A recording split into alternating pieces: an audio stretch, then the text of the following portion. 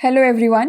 Welcome to Drishti Judiciary's latest initiative, the Law MCQs program. Practice questions covering legal current affairs, general knowledge, and previous year's questions. Let's begin today's session. The first question is, which of the following is the appellate authority for right to information applications? President of India, Prime Minister's Office, Central Information Commission और supreme court of India? सूचना का अधिकार आवेदनों के लिए निम्नलिखित में से कौन सा अपीलीय प्राधिकारी है? भारत के राष्ट्रपति, प्रधानमंत्री कार्यालय, केंद्रीय सूचना आयोग या भारत का सर्वोच्च न्यायालय? The correct answer is option C, central information commission. इसका सही उत्तर है ऑप्शन सी, केंद्रीय सूचना आयोग. The Central Information Commission is the appellate authority for right to information applications if an individual is not satisfied with the response received from the public information officer. The jurisdiction of the Central Information Commission extends over all central public authorities. यदि कोई व्यक्ति लोक सूचना अधिकारी से प्राप्त प्रतिक्रिया से संतुष्ट नहीं है, तो केंद्रीय सूचना आयोग सूचना के अधिकार आवेदनों के लिए अपीलीय प्राधिकारी है. केंद्रीय सूचना आयोग का अधिकार क्षेत्र सभी केंद्रीय सार्वजनिक प्राधिकरणों तक फैला हुआ है.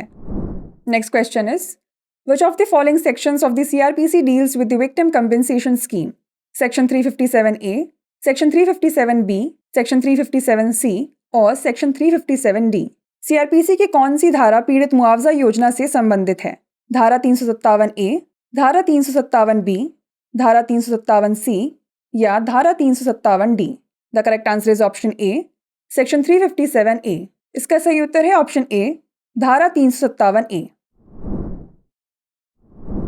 Section 357A of the Code of Criminal Procedure addresses the Victim Compensation Scheme. This provision was added through the Code of Criminal Procedure Act 2008, aiming to empower state governments, in collaboration with the central government, to devise a scheme for compensating victims or their dependents. Its purpose is to establish a framework wherein victims of crime receive financial support, acknowledging their suffering and assisting in their recovery. दंड प्रक्रिया संहिता की धारा 357A पीड़ित मुआवजा योजना को संबोधित करती है. यह प्रावधान आपराधिक प्रक्रिया संहिता संशोधन अधिनियम 2008 के माध्यम से जोड़ा गया था, जिसका उद्देश्य राज्य सरकारों को केंद्रीय सरकार के सहयोग से पीड़ितों या उनके आश्रितों को मुआवजा देने के लिए एक योजना तैयार करने के लिए सशक्त बनाना था. इसका उद्देश्य एक ऐसा ढांचा स्थापित करना है जिसमें अपराध के पीड़ितों को वित्तीय सहायता मिले, उनकी पीड़ा को स्वीकार किया जाए और उनके ठीक होने में सहायता की जाए. Next question is, which of the following sections of the SC and ST prevention of atrocities act 1989 specifies punishment for offences of atrocities? Section 4, Section 2, Section 3 और Section 5. SC और ST अत्याचार निवारण अधिनियम 1989 की कौन सी धारा अत्याचार के अपराधों के लिए सजा निर्दिष्ट करती है? धारा 4, धारा 2, धारा 3 या धारा 5? The correct answer is option C, section 3. इसका सही उत्तर है ऑप्शन सी, धारा 3. Recently, in case of Preeti Agarwal versus State of GNCT of Delhi and others, the Supreme Court, in considering a case originating from a complaint filed under the SC and ST Prevention of Atrocities Act 1989, stated that a charge of insult must be made in public view. Clause R of subsection 1 of section 3 makes it an offence to intentionally insult or intimidate a member of a scheduled caste or scheduled tribe in public view. हाल ही में प्रीति अग्रवाल बनाम Delhi GNCT राज्य और अन्य के मामले में supreme court ने SC और ST अत्याचार निवारण अधिनियम 1989 के तहत दायर एक शिकायत से उत्पन्न मामले पर विचार करते हुए कहा कि अपमान का आरोप सार्वजनिक दृश्य में बनाया जाना चाहिए. धारा 3 की उपधारा 1R सार्वजनिक दृष्टि से अनुसूचित जाति या अनुसूचित जनजाति के किसी सदस्य का जानबूझकर अपमान करना या डराना अपराध बनाती है. Next question is, dash is called the rational of the judgement? Ratio decidendi, obiter dictum, both A and B और नन ऑफ द अबव? निम्नलिखित में से किसे निर्णय का औचित्य कहा जाता है? Ratio decidendi, obiter dictum, A और B दोनों या उपरोक्त में से कोई नहीं? The correct answer is option A, ratio decidendi. इसका सही उत्तर है option A, ratio डिसिडेंडी.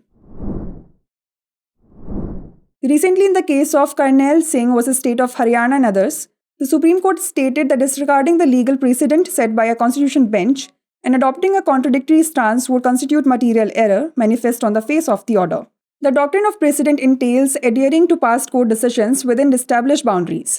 The binding effect lies in the portion of the judgment that forms the core reasoning, ratio decidendi, rather than in any incidental remarks, obiter dictum. हाल ही में करनैल सिंह बनाम हरियाणा राज्य और अन्य के मामले में सुप्रीम कोर्ट ने कहा कि संविधान पीठ द्वारा निर्धारित कानूनी मिसाल की अवहेलना करना और विरोधाभासी रुख अपनाना भौतिक त्रुटि होगी जो आदेश के प्रथम दृष्टया ही प्रकट होती है। पूर्व निर्णय के सिद्धांत में स्थापित सीमाओं के भीतर पिछले अदालती फैसलों का पालन करना शामिल है। बाध्यकारी प्रभाव निर्णय के उस हिस्से में निहित होता है जो किसी आकस्मिक टिप्पणी यानी ऑबिटर डिक्टम के बजाय मूल तर्क यानी रेशियो डिसिडेंडी बनाता है। The last question is, protection of life and personal liberty is a personal right, fundamental right, both A and B, और नन ऑफ द अबव। जीवन और व्यक्तिगत स्वतंत्रता की सुरक्षा है व्यक्तिगत अधिकार, मौलिक अधिकार, ए और बी दोनों, या उपरोक्त में से कोई नहीं। The correct answer is option B, fundamental right. इसका सही उत्तर है ऑप्शन बी, मौलिक अधिकार।